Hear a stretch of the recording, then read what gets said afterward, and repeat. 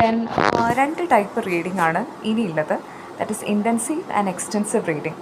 ആദ്യം എന്താണ് intensive reading എന്ന് നോക്കാം.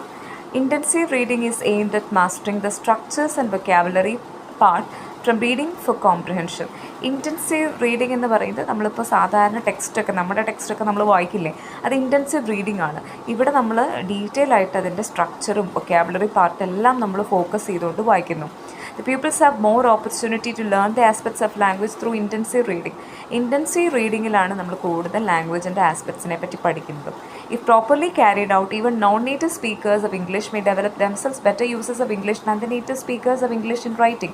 അതായത് ഒന്ന് നമ്മൾ ശ്രമിച്ചു കഴിഞ്ഞാൽ ഇൻറ്റൻസീവ് റീഡിങ്ങിലൂടെ നമുക്ക് എന്ത് ചെയ്യാം, native competence sometimes more than native സ്പീക്കേഴ്സിനേക്കാൾ കൂടുതൽ നമുക്ക് ആ ഒരു കഴിവ് നേടിയെടുക്കാൻ പറ്റും എന്നാണ് ഇവിടെ പറയുന്നത്. So by spending more time on intensive reading, one may get language skills in English. And the only practicable means of learning a foreign language as a second language is through intensive reading. അപ്പോൾ intensive reading എന്താണെന്ന് സിമ്പിളായിട്ട് പറഞ്ഞുതരാം. നമ്മൾ സാധാരണ ടെക്സ്റ്റൊക്കെ നമ്മൾ വായിക്കില്ലേ, അതിൻ്റെ grammar അല്ലെങ്കിൽ അതിൻ്റെ മീനിങ്, വൊക്കാബുലറി എല്ലാം ഡീറ്റെയിൽ ആയിട്ട് നമ്മൾ നോക്കിയിട്ട് എഫേർട്ട് എടുത്തുകൊണ്ട് വായിക്കുന്നതിനെയാണ് നമ്മൾ ഇൻറ്റൻസീവ് റീഡിംഗ് എന്ന് പറയുന്നത്. ഇവിടെ നമ്മുടെ സൈഡിൽ നിന്ന് ഒരു എഫേർട്ട് അത്രയും അത്യാവശ്യമാണ്, കാരണം നമ്മൾ കോംപ്രിഹെൻഡ് ചെയ്യാൻ ശ്രമിക്കുകയാണ്. അടുത്തതാണ് extensive reading. In intensive reading the peoples pay attention to almost all aspects of language. നമ്മൾ നേരത്തെ പറഞ്ഞ പോലെ ഇൻറ്റൻസീവ് റീഡിങ്ങിൽ സ്റ്റുഡൻറ്റ് എന്ത് ചെയ്യും, ഒരു ലാംഗ്വേജിൻ്റെ എല്ലാ ആസ്പെക്ട്സും കുത്തിരുന്ന് പഠിക്കും അല്ലേ, അത് മനസ്സിലാക്കാൻ ശ്രമിക്കും. And further the efforts of learning the language is supplemented by extensive reading. ഇനി ഇൻറ്റൻസീവ് റീഡിങ്ങിൻ്റെ പോരായ്മകൾ, അതിലെന്തെങ്കിലും കുറവുണ്ടെങ്കിൽ അത് സപ്ലിമെൻറ്റ് ചെയ്യാനാണ് നമ്മൾ എംപ്ലോയ് ചെയ്യുന്നത്, എന്തുകൂടി കുട്ടികളെ എൻകറേജ് ചെയ്യുന്നത്, എക്സ്റ്റെൻസീവ് റീഡിംഗ്. അപ്പോൾ ഇൻറ്റൻസീവ് എന്ന് പറയുമ്പോൾ കൂടുതൽ ടെക്സ്റ്റ് ബുക്കിൽ ഒതുങ്ങി നമ്മൾ കൊടുക്കുന്ന മെറ്റീരിയൽ ഒതുങ്ങി വായിക്കുന്നതാണ്. Extensive readers should be interesting story. അതായത് എക്സ്റ്റെൻസീവ് റീഡേഴ്സ് എന്ന് പറയുമ്പോൾ അവർ കൂടുതൽ നമ്മൾ മാഗസിൻ വായിക്കുക അല്ലെങ്കിൽ സ്റ്റോറീസ്, നോവൽസ് ഇതൊക്കെ വായിക്കില്ലേ, അതിനാണ് എക്സ്റ്റെൻസീവ് റീഡിംഗ് എന്ന് പറയുന്നത്. For example magazines, newspapers and variety of story books will form the material for extensive reader. The two main themes of extensive reading are reading for pleasure and reading for information. ഇവിടെ intensive reading എന്ന് പറഞ്ഞാൽ reading for information ആണ്, language പഠിക്കാൻ വേണ്ടിയിട്ടാണ്. എന്നാൽ extensive reading എന്ന് പറയുമ്പോൾ നമുക്ക് കുറച്ചുകൂടി ഒരു എൻ്റർടൈൻമെൻറ്റും ടൈം കുറച്ച് സ്പെൻഡ് ചെയ്യാനും at the same time we are also reading for information. Extensive readers facilitate passive vocabulary in the learners and it also consolidates active vocabulary. ഇവിടെ എക്സ്റ്റെൻസീവ് റീഡിങ്ങിൽ രണ്ട് രീതിയിലുള്ള വൊക്കാബുലറി merge ആവുന്നുണ്ട്, ആക്റ്റീവ് വൊക്കാബുലറിയും പാസീവ് വൊക്കാബുലറിയും. So the teacher should regularly give some assignment and thus forcing the students to library. അപ്പോൾ ഈ ഒരു രീതിയിൽ കുട്ടികൾ ടെക്സ്റ്റ് ബുക്കിൽ നിന്ന് പുറത്ത് ഒരു എക്സ്റ്റെൻസീവ് റീഡിംഗ് നടത്തണമെന്നുണ്ടെങ്കിൽ ടീച്ചർ എന്ത് ചെയ്യണം, അവരെ ലൈബ്രറിയിലേക്ക് അല്ലേ ഫോഴ്സ് ചെയ്യണം, അതിനനുസരിച്ച് അസൈൻമെൻറ്റ്സ് കൊടുക്കണം. Sending the students library can be done as a means of assertive punishment also. അങ്ങനെയൊന്നും കൊടുക്കണമെന്നില്ല, but still as a students read more and more books, നമുക്ക് എന്തെങ്കിലും കുട്ടികൾ വല്ല എനി കൈൻഡ് ഓഫ് പണിഷ്മെൻറ്റ് ആയിട്ട് നമുക്ക് ഇത് കൊടുക്കാം. ഇതൊരു പോസിറ്റീവ് ഔട്ട്കം കൂടി ഇത് കൂടെ കിട്ടുമല്ലോ. അപ്പോൾ എക്സ്റ്റെൻസീവ് റീഡിംഗ് എന്താണെന്ന് മനസ്സിലായി എന്ന് വിചാരിക്കുന്നു. ഇൻറ്റൻസീവ് റീഡിങ്ങിൻ്റെ ഓപ്പോസിറ്റാണ് എക്സ്റ്റെൻസീവ് റീഡിംഗ്. ഇൻറ്റൻസീവ് റീഡിംഗ് എന്ന് പറയുമ്പോൾ ടെക്സ്റ്റ് ബുക്കിൽ ഒതുങ്ങി നമ്മൾ പഠിക്കുന്നതിനെയാണ്. അതിൽ കൂടുതൽ നമ്മൾ ലാംഗ്വേജിൻ്റെ ഫീച്ചേഴ്സ് ഫോക്കസ് ചെയ്ത് കാര്യങ്ങൾ കൃത്യമായിട്ട് മനസ്സിലാക്കാൻ നമ്മൾ ശ്രമിക്കും, ഗ്രാമറും അതേപോലെ വൊക്കാബുലറി ആൻഡ് എവറിത്തിങ്. ഇവിടെ ആക്റ്റീവ് ആയിട്ടുള്ള റീഡിംഗ് ആണ്. എന്നാൽ എക്സ്റ്റെൻസീവ് റീഡിംഗ് എന്ന് പറയുമ്പോൾ ഒരു പ്ലഷറിന് വേണ്ടിയിട്ടാണ്, പക്ഷേ അറ്റ് ദ സെയിം ടൈം നമുക്ക് ഇൻഫർമേഷനും കിട്ടുന്നുണ്ട്. For example reading news paper or reading novels, short story, അതൊക്കെയാണ് എക്സ്റ്റെൻസീവ് റീഡിംഗ് നമ്മൾ കാണുന്നത്. Then the process of teaching reading in the process നോക്കാം.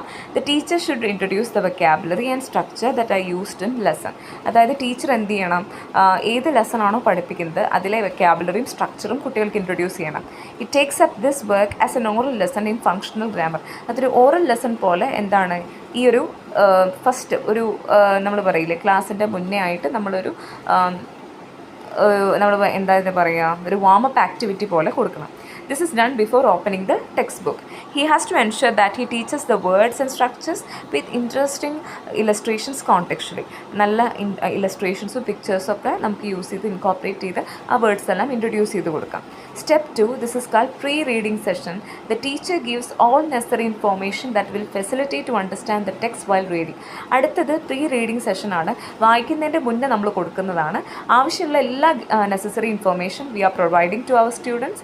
എന്തിനു വേണ്ടി, വേണ്ടിയിട്ട് to facilitate them to understand the text while reading. അവർക്ക് ടെക്സ്റ്റ് വായിക്കുമ്പോൾ അവർക്കത് പെട്ടെന്ന് മനസ്സിലാവാൻ കുറച്ച് ജനറൽ ആയിട്ടുള്ള കാര്യങ്ങൾ അവർക്ക് മുന്നേ കൂട്ടി പറഞ്ഞു കൊടുക്കുന്നു. Okay.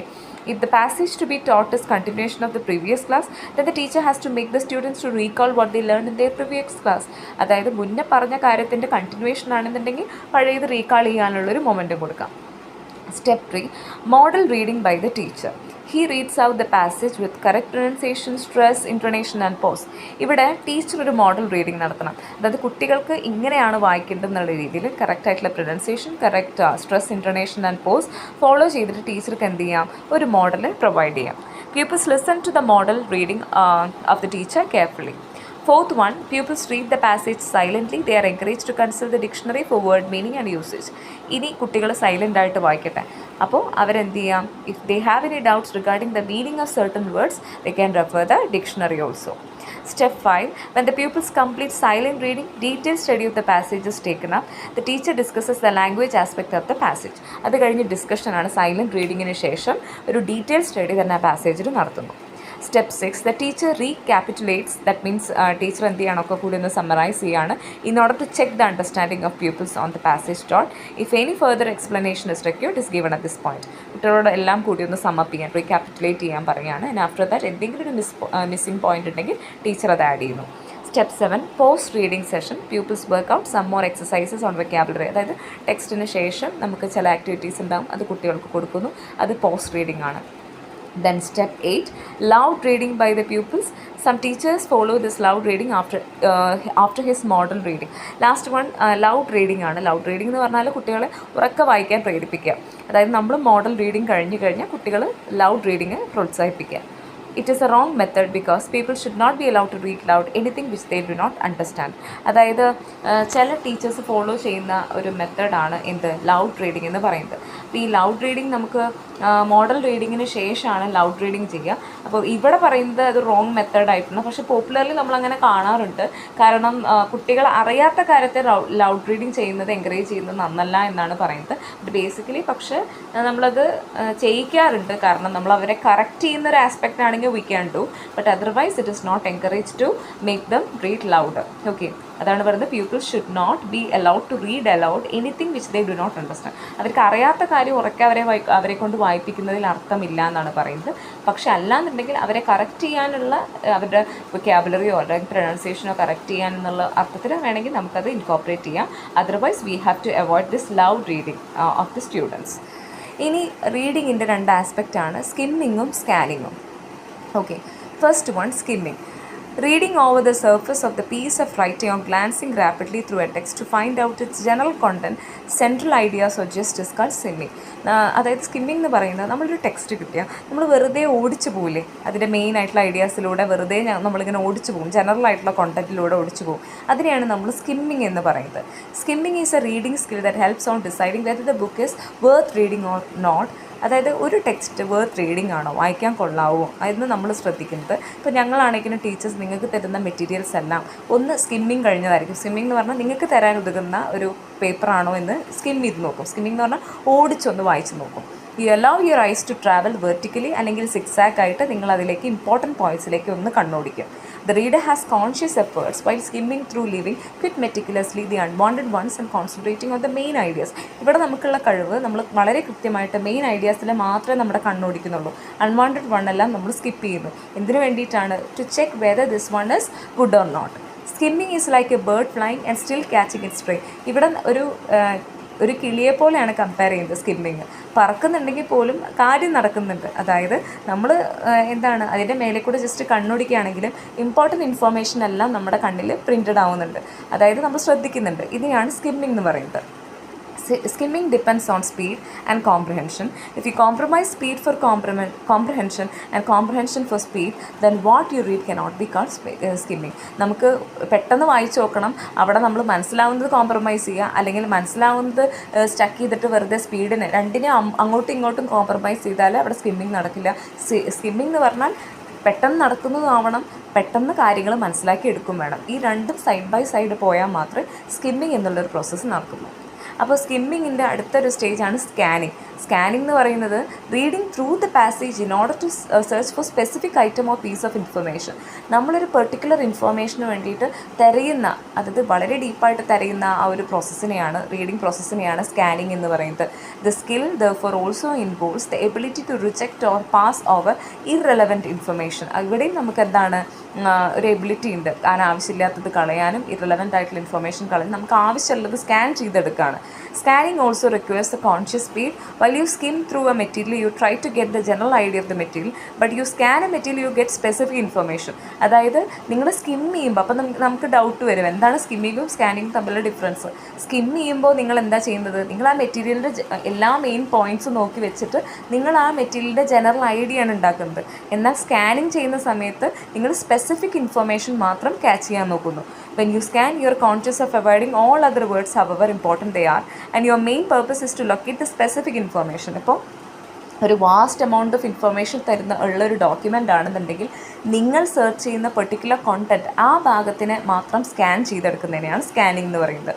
For example, searching for a word in a dictionary, finding a phone number from a telephone directory, or searching for the confirmation from the chart of authorized travelers. ഇങ്ങനെ സ്പെസിഫിക് ഇൻഫർമേഷന് വേണ്ടി നമ്മൾ തിരയുന്നതിനെയാണ് സ്കാനിങ് എന്ന് പറയുന്നത്. അടുത്തതാണ് SQ3R technique. അതെന്താ നോക്കാം.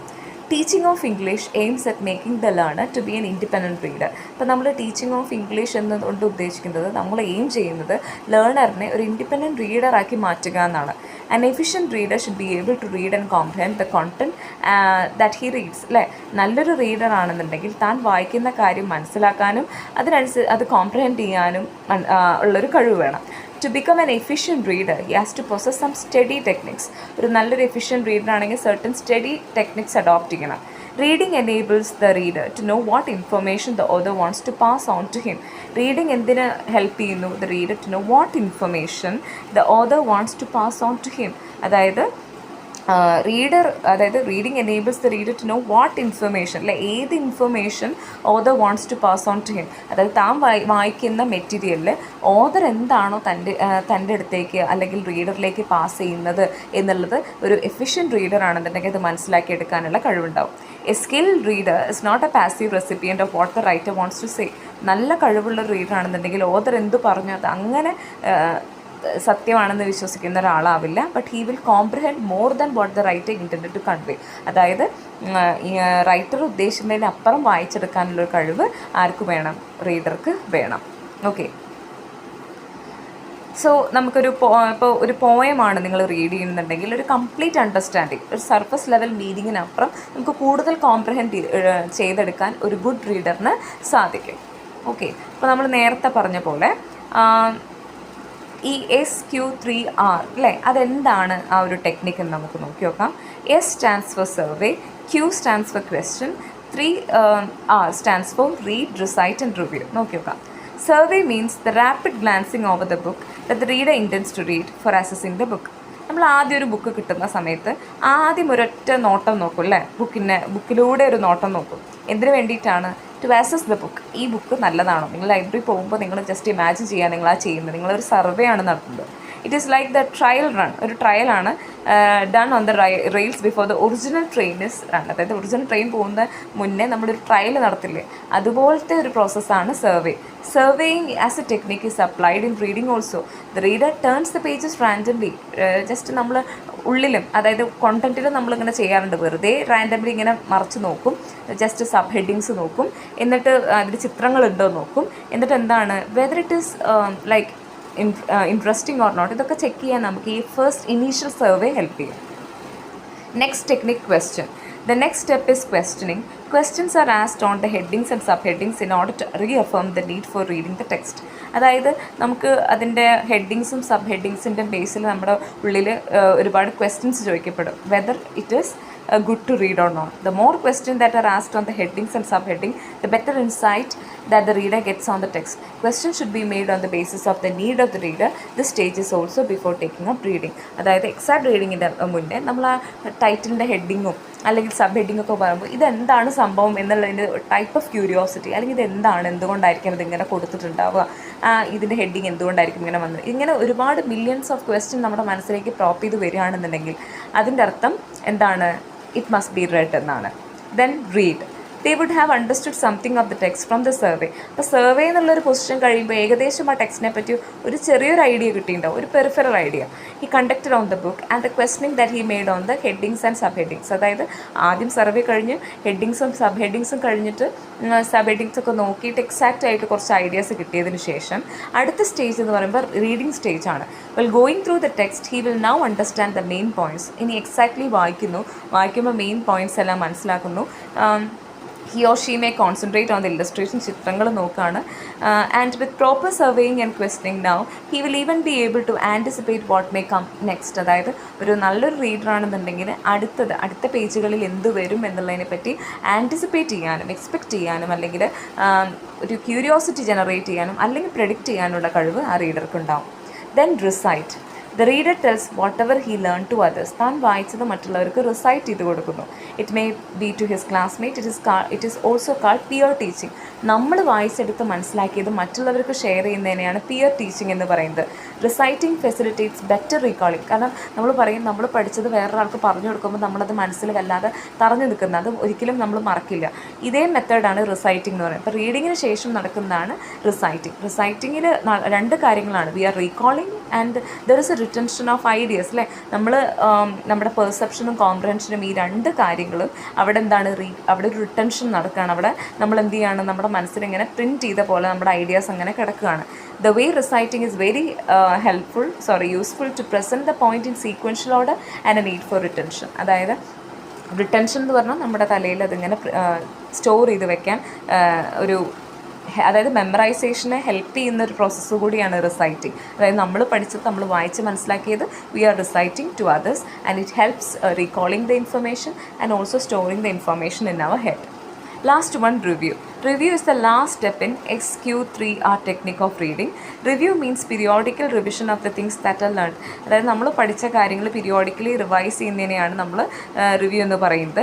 Anything that is neglected is bound to be away from the mind of the people. So the reader has to review the items that are read. അതായത് നമുക്ക് എപ്പോഴും ഒരു വട്ടം വായിച്ചു കഴിഞ്ഞാൽ അവിടെ നിന്ന് നമ്മൾ സെപ്പറേറ്റഡ് ആയി കഴിഞ്ഞാൽ there are chances that we forget.